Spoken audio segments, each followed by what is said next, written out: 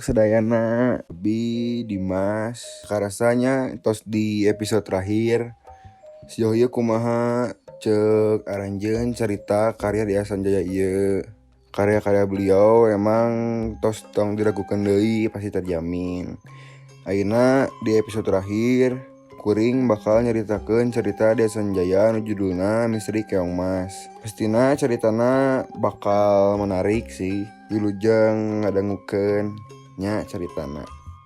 Baheula aya hiji raja anu wijaksana pisan. Raja ngagaduhan dua putri. Putri nu pangpayuna namina nyaeta Candrakirana. Sareng adina nu dingaranan Dewi Galuh. Dua putri eta geulis pisan, tapi beda-beda watakna. Candrakirana bager pisan sareng teu sombong janten anjeunna dipika cinta pisan ku rakyatna. Di sisi nu sanesna embun Galuh jahat sareng sombong. Anjeunna sering ngahina rakyatna, terus masyarakatna jadi teresep ka Dewi Galuh. Dina hiji dinten, raja nyauran Candrakirana. Raja mingharep Candrakirana geuwat nikah ka pangeran Inu Kertapati. Candrakirana bungah pisan. Anjeunna nampi usul pangeran Inu Kertapati. Nanging Dewi Galuh oge resep ka pangeran Kertapati. Anjeunna hoyong pangeran Kertapati janten salakina. Dewi Galuh teras angkat ka bumi dukun. Anjeunna naroskeun ka tukang sihir pikeun nyihir Candrakirana kana keong. Nalika kayan di pantai, Candrakirana di tepungan dukun. Tukang sihir langsung nyihir Candrakirana kana keong mas. Hate Candrakirana sedih pisan. Sihir eta ngan bakal ngaleungit upami anjeun mendakan cinta sejati anjeun, ceurik dukun. Samentawis eta di hiji desa, hiji awewe sepuh milari lauk. Nalira nyadak jaring anjeunna mendakan keong mas. Kusabab keong mas katingali geulis pisan. Nini nyanda ka imah. Isukna Nini balik deui ngalalauk. Anjeunna sok damel teh enjing dugi ka sonten. Tapi kadang henteu keuing artos. Hapunten pisan Nini. Nalika Nini angkat damel keong mas janten Candrakirana. Kanggo males maesan Nini. Candrakirana oge meresihan bumi Nini. Anjeunna oge masak kadaharan nezat kanggo eyang. Nalika anjeunna sumping ka imah eyang reuwas. Anjeunna mendakan seueur tuangeun dina meja makana.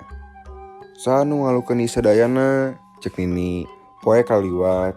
Unggal dinten saatos damel eyang sok mendakan bumina baresi sareng seueur tuangeun dina meja makana. Anjeunna hoyong terang saha nu ngalakukeun eta sadayana. Janten dina hiji dinten, anjeunna pura-pura angkat damel. Anjeunna ngintip kana jendela. Si Nini ningali keong masna janten budak awewe geulis. Si Nini langsung asup ka imah. Candrakirana reuwaseun. Tapi akhirna anjeunna nyarioskeun sadayana ka Nini. Samentawis eta, pangeran Inu Kertapati ngiringan milarian Candrakirana. Anjeunna milarian ke kampung-kampung anu jauh. Nalika anjeunna capek, anjeunna hoyong nyungkeun minuman ka salah saurang wargi. Anjeunna angkat ka bumi warga.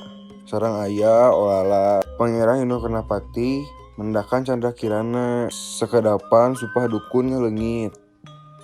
Akhirna pangeran Inu Kertapati ngatur Candrakirana deui ka keraton. Nini anu ngabantosan anjeunna dibawa. Teras dukun anu nyihir Candrakirana sareng Dewi Galuh dihukum ku Sang Prabu. Pesan moral anu kuring kengingkeun satus maca carita ieu nyaeta urang didorong pikeun tetep sabar sareng terus berjuang ngaharepan masalah dina kahirupan. Tos sakitu wae carita episode ayeuna mah. Nah, teka rasanya urang geus di ujung episode dari carita Dea Sanjaya ieu. Nah, ayeuna abdi bade nanya nih ke aranjeun, kumaha sih rasana antos ngabaca carita dari Dea Sanjaya ieu? Menurut abdi mah, carita karya Dea Sanjaya meuni keren jeung halus pisan. Suasana sareng emosina teh karasa pas masih caritana. Teu heran ceritana sok jadi bestseller di pasaran. Da emang ceritana sehalus itu.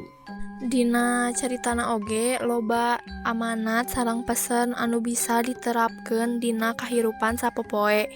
Tapi teka rasanya tos rengse wae episode genep teh. Kumaha podcastna?